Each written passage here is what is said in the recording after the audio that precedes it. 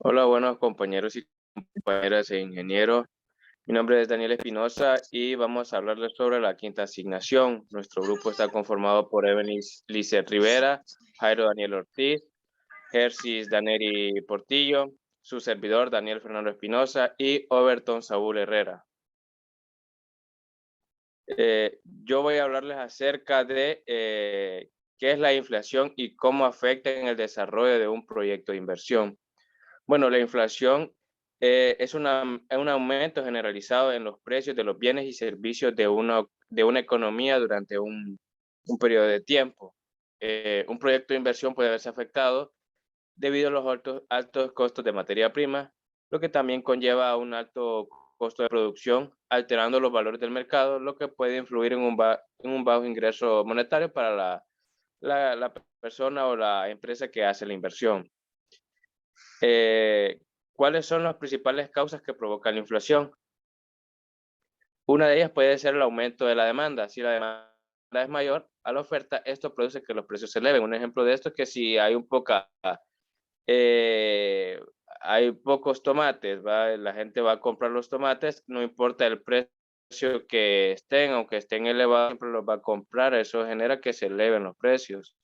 Un altos costos de la materia prima. La materia prima puede ser escasa, lo que lleva a elevar los precios. Altos costos de producción. Cuando los costos de producción son altos, los precios de los productos pueden subir considerablemente. Y una de las principales causas que provoca la inflación puede ser autoconstruida. Esto se hace para evitar una subida de precios generalizada, es decir, de una manera artificial. Esto se hace para para ir monitoreando los precios así que vayan estableciéndose.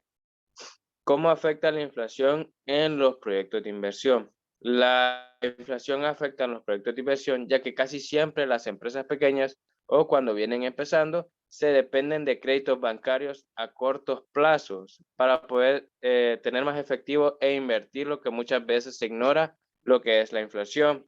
Que según las políticas monetarias que combaten la inflación, las tasas de interés cada vez son más elevadas para poder disponer de poco efectivo.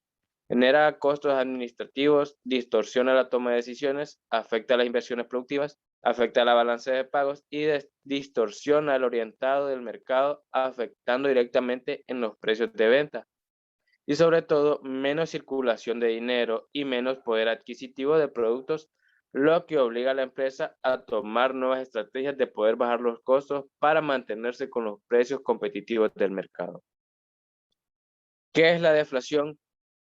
Presente un ejemplo de un país donde hay deflación. La deflación es la reducción de la oferta monetaria o la disminución de los precios de bienes y servicios, la cual se produce cuando la oferta de un producto supera la demanda. Es decir, los empresarios al producir más de lo que el mercado necesita, se ve obligado a bajar los precios para poder vender y así nivelarse con la competencia. Un ejemplo de esto, en Suecia obligó al Banco de Suecia a operar con tipos de interés de depósito negativos al 0.25%, debido a la caída de los precios. A través de ministros de finanzas, Anders Borg, quien ha elevado su voz para advertir de que el mal de la deflación, caída general y continua de los precios constituye una amenaza real en su país. La deflación es algo que deberíamos de tomar muy seriamente y seguir con mucho cuidado, ha asegurado Underberg. Y por si había dudas, ha lanzado un recado a su Banco Central. Asumo que Riksbank también se toma la deflación en serio. Con estas palabras, ha certificado que el Banco Central sueco, el más antiguo del mundo, porque fue fundado en 1668, también siente la presión del retroceso de los precios.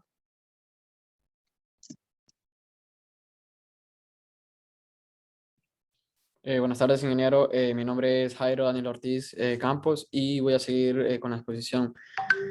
A continuación, les explicaré qué es el índice de precios del consumidor, en este caso el IPC. El IPC mide mes a mes el cambio en el precio de la canasta básica de bienes y servicios representativa en el consumo de los hogares del país. Este índice se utiliza más que todo para medir el impacto de las variaciones de los precios en el consumo de coste de la vida, Para ello, se seleccionan productos concretos que se asemejan al consumo de una familia, como pueden ser determinados comestibles, calzado y textil. También pueden ser transportes, servicios, etcétera. Y realiza un seguimiento de sus precios durante un tiempo determinado y concreto en este caso, que suele ser trimestral y anual. Recalcar que el IPC sirve para recoger los incrementos de los precios y el costo de vida. Por tanto, en ocasiones se suele confundir con la inflación, aunque bien es cierto que el IPC, al contar con una gran variedad de productos de diferentes sectores, pueden recoger una buena medida de inflación, es decir, el incremento de los precios. ¿Cómo se calcula el IPC y cómo se relaciona con la inflación? El IPC es un indicador utilizado en la cuantificación de la inflación. En Honduras, para determinar la canasta de productos y la operación de consumo del IPC, interviene en la Encuesta Nacional de Ingresos y Gastos, realizada entre 1998 y 1999. A través de esta encuesta se recopiló información detallada de los hábitos de consumo de los hogares y lugar y frecuencia de compras, gastos de consumo totales y formas de pago. La metodología de cálculo se calcula el IPC mediante la fórmula de las PAYRES, utilizada para las oficinas de estadísticas y bancos centrales de los países latinoamericanos. Y por la mayoría del resto del mundo, esta fórmula tiene la característica de tomar siempre las cantidades del periodo base para ponderar. Por lo que el índice es conocido como un índice de ponderación fija o constante. Por tanto, mide las variaciones en los precios respecto al periodo base. La representación estadística de la fórmula es la siguiente, donde es igual a índice de precios de last payers. PI es el precio de artículo en el mes actual. P0, precio del artículo en el precio base. Q0 es la cantidad del artículo en el periodo base. Los índices de los precios de cada producto se integran al IPC, multiplicando cada uno de ellos con su ponderación WO, obtenida en el ENIG. De tal forma que el IPC es la suma agregada de los índices de los precios de los 282 productos de la canasta del consumo popular. La siguiente pregunta habla de que descarguemos el registro histórico de la tasa de inflación del IPC dentro de los años de 2021, del 2014 al 2020, al 21. Al respecto con esto, en Colombia, la meta de inflación es fijada por una junta directiva del Banco de la República. Esta meta hace referencia a la inflación de precios al consumidor a fin de cada año, lo que se mide como la variación 12 meses al índice de precios del consumidor, calculando por el Departamento Administrativo Nacional de Estadística. El índice de precios al consumidor mide la evolución del costo promedio de una canasta de bienes y servicios, como lo habíamos mencionado anteriormente, representativa del consumo final de los hogares expresado en relación a un periodo base. Como podemos ver, la inflación anual del IPC de este año, que es hasta junio de 2021, actualmente es de 3,63%. También podemos observar que el límite, como podemos observar, es el límite superior del 4%, pero la meta es la inflación es del 3% y el límite inferior es del 2%. Cada mes o de cada año se va sacando un porcentaje con respecto a los 12 meses. Entonces, en este caso, podemos observar que siempre la meta era de 3% y llegó hasta 3,63 como actualmente lo tenemos. Está en Colombia. Podemos observar los índices de inflación del IPC de cada mes y de esta manera es como se saca el IPC anual. Podemos ver los IPC del 2019, del 2018, 2017, 2016, 2015 y hasta el 2014. También tenemos que estamos descargando el registro histórico del Banco Central de Honduras, estos mismos datos, y nos encontramos que sacamos un promedio anual desde el 2014 hasta el 2020. En este caso, en el 2014, el promedio anual del IPC fue del 2,54. Y en el 2015 fue de 3,52, del 2016 3,24, en el 2017 4,32, 2018 7,52, 2019 4,98 y 2020 2,90. Y en Honduras, con respecto a las tablas, a los datos que nos arrojó el Banco Central de Honduras, podemos presenciar los datos como son el del 2014 hasta el 2020, el cual en el 2014 fue 6,11, el 2015 fue 3,17, el 2016 2,72, el 2017 2,93, en el 2018 4,34 y en el 2019 4,38 y en el 2020 3,47. Gracias a todos estos datos pudimos sacar una media, un promedio en este caso, el cual en Colombia la tasa de inflación fue del 4,15% en todos estos 6 años. Y en Honduras fue del 3,93% el promedio de todos estos datos. Y este 4,15 es el promedio de todos estos datos. Entonces, según estos datos, hay más inflación en Colombia entre los años del 2014 y 2020. Y se observa una mayor variabilidad en la tasa de inflación de Colombia, como lo podemos observar.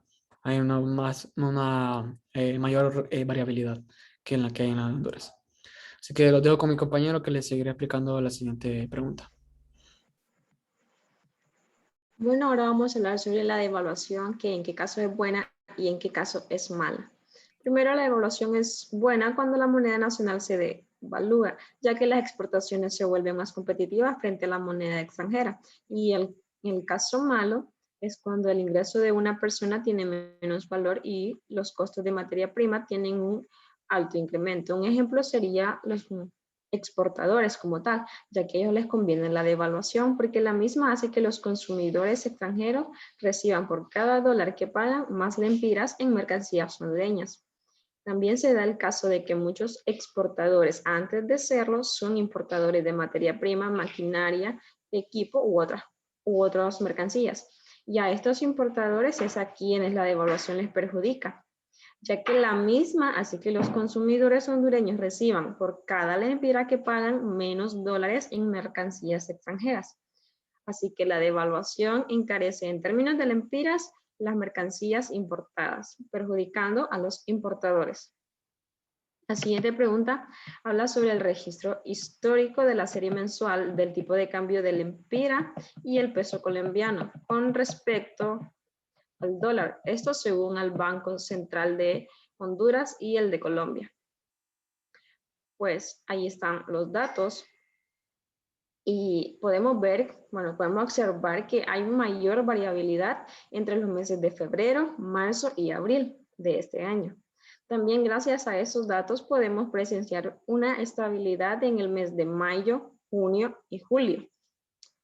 Y en lo personal, si yo fuera a invertir mis ingresos en dólares y quisiera recibir mis ingresos también en dólares, yo, entre estos dos países, yo me decantaría por Honduras, ya que la moneda tiene un poco más de valor y además de que los números son más sencillos de manejar en las condiciones económicas en Honduras, para así reducir la inflación y la devaluación.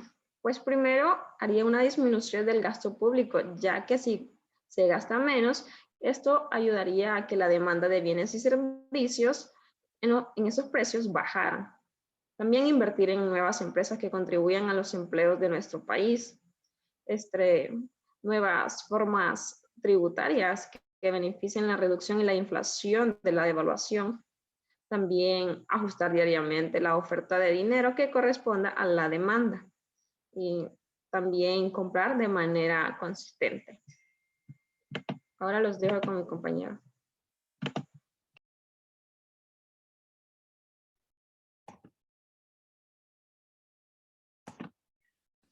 Buenas noches, mi nombre es Jersey Peralta. Voy a hablar sobre cómo se ajustan o se proyecta una tasa de inflación a un proyecto de inversión, ¿verdad? En primer lugar, lo que es la tasa de inflación se proyecta de una forma lo que es negativa, por lo que ya que la tasa interna de retorno, conocida como TIR, disminuye por el incremento continuo de los bienes y servicios. Es ahí donde la materia prima prácticamente se puede reducir o invertir y esta aumentará. Pero tradicionalmente, dos modos de proyectar los flujos de fondos en un entorno inflacionario. El primer método podría ser que sea más sencillo, que consiste prácticamente en lo que es estimar los flujos de fondos futuros o el valor de hoy, tal cual eh, ya existiera lo que es la inflación, ¿va? También esos flujos de fondos los descontamos en una tasa de actualización pura que no contenga lo que es la inflación, ¿va? Hay otra manera también lo que es de manera conceptual, que hay consistencia porque no estamos considerando lo que es la inflación en lo que es el proyecto, ni tampoco en la tasa que utilizamos para actualizar los flujos de inversión. Eh, También que consiste en proyectar los flujos de fondos insuflándole, ¿va? Que no esté lo que es la inflación. Esto procurando estimar los precios de venta y los costos realmente sucederán en el futuro. Se hacen proyecciones prácticamente de los precios que podrían como fluctuar en cuanto al tiempo. También el punto de vista conceptual, hay una consistencia que en lo que la inflación de proyección de flujo y hay también una tasa de actualización. También lo que es la devaluación y la apreciación de la moneda, que la devaluación prácticamente se refiere a una baja del precio de la moneda, por lo que su poder de compra disminuye respecto a otras monedas extranjeras. Por lo contrario, es la apreciación, que es un aumento de precio a la moneda, lo que eleva su poder de compra. Por ejemplo, el empira con el dólar, ¿va? Ahí nomás se va a poner el ejemplo, que cada vez el dólar sube como la espuma y la empira se va devaluando. Esto debido prácticamente a lo que es, a la cantidad de oro que tiene nuestro país, que es la fuente de trabajo, cada vez son escasas. Entonces, por ende, no hay tanta flujo de efectivo. Entonces, la economía se va estancando y obviamente que el dinero va perdiendo valor en el tiempo conforme al dólar. Ahora bien, ¿quién provoca la devaluación y cuáles son los escenarios para que se genere una devaluación? En primer lugar, lo que es el ente regulador, como, como le decía, que es el Banco Central, pero la devaluación o la caída de la demanda como resultado del poder adquisitivo de lo que es la compra, que la actividad productiva, el cual genera el desempleo y provoca poco acceso a ingresos, es el Banco Central, ¿va? Igual los escenarios prácticamente pueden ser de tres formas.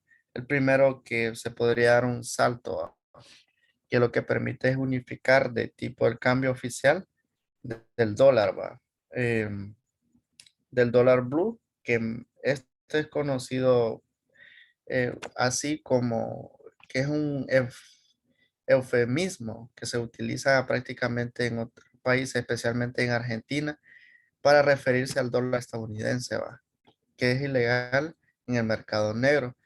También está lo que es la devaluación a la Kicillof, que esto es el título del segundo escenario que se debe a la conocida posición del viceministro de Economía en favor de los esquemas de tipos de cambio múltiples. Por ello es una alternativa posible en un desdoblamiento combinario que implicaría básicamente que se legalice el dólar.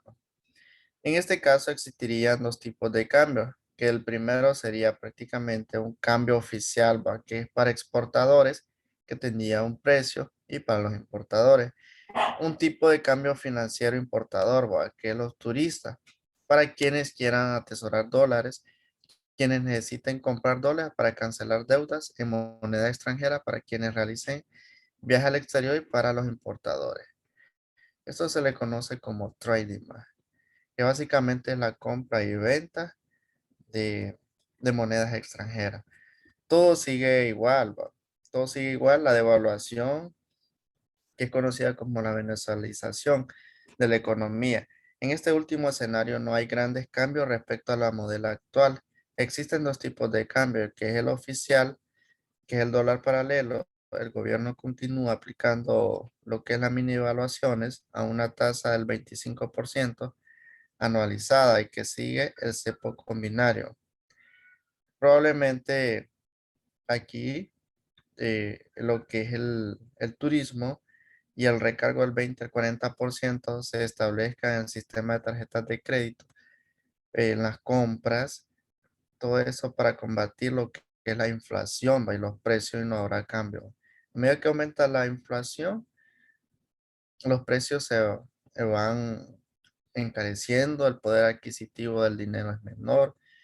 eh, Igual las personas tendrían menos oportunidades de compra. Ahora bien, ¿quién es el mercado? ¿Quién es el encargado de realizar la evaluación de un país? Esto prácticamente ya lo habíamos mencionado, que lo único que puede ser decretado es por el Banco Central de cada país, ya que es la autoridad responsable de esa moneda y ellos rigen las políticas. Los dejo con mi compañero.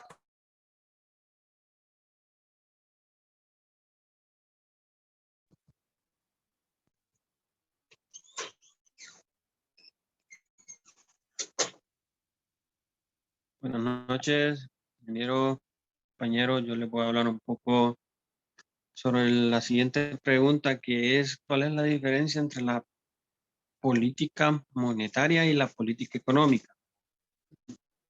Bueno, una de las principales diferencias entre estas dos políticas, como es la política económica, es que esta es regida por el gobierno, mientras que la política monetaria, esta es regida por los bancos centrales de cada país.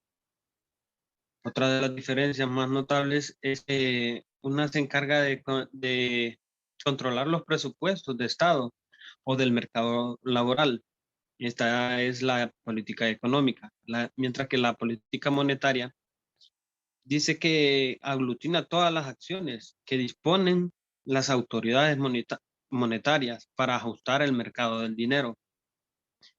Uno de los principales de las principales características o diferencias entre estas políticas, como es la monetaria y la económica, son los objetivos.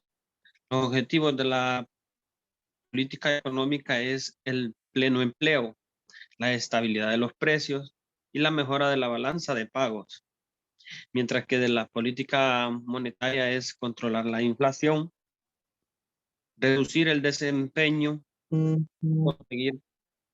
conseguir el crecimiento económico y mejorar el saldo de la balanza de pagos. La siguiente pregunta es, ¿quién es el responsable en tomar las mejores decisiones para mantener sana una política económica y una política monetaria para el país y por qué?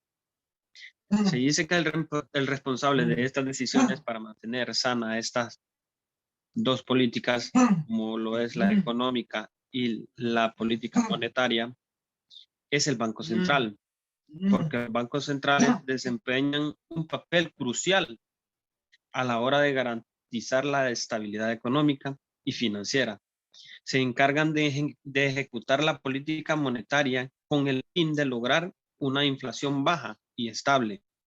A través de este ajuste, la masa monetaria en general en operaciones de mercado abierto, por ejemplo, pueden reducir el volumen de dinero valiendo títulos públicos mediante un acuerdo de venta y recompra, tamaño así del dinero en bancos comerciales. El objetivo de las operaciones de mercado abierto es controlar las tasas de interés a corto plazo, que a su vez influyen en la tasa de más largo plazo y a la actividad económica en general del Fondo Monetario Internacional en el 2021. La siguiente pregunta es, ¿cuál es el papel del Banco Central y de la Secretaría de Finanzas en Honduras? Se dice que el Banco Central tiene como objetivo la preservación de la estabilidad financiera del país, lo que se refiere a la situación en el que el sistema financiero contribuye a una adecuada asignación de recursos, al mantenimiento de la estabilidad macroeconómica del mismo país, mientras que la Secretaría de Finanzas en Honduras es la encargada de la formulación, coordinación, ejecución y evaluación de las políticas relacionadas con las finanzas, como ser las políticas públicas y el presupuesto general de ingresos y egresos de la República. También se encargan del crédito y la deuda política, el control fiscal de los puertos, los aeropuertos y todo lo relacionado con las obligaciones tributarias del país. Esa fue toda mi participación. Muchas gracias.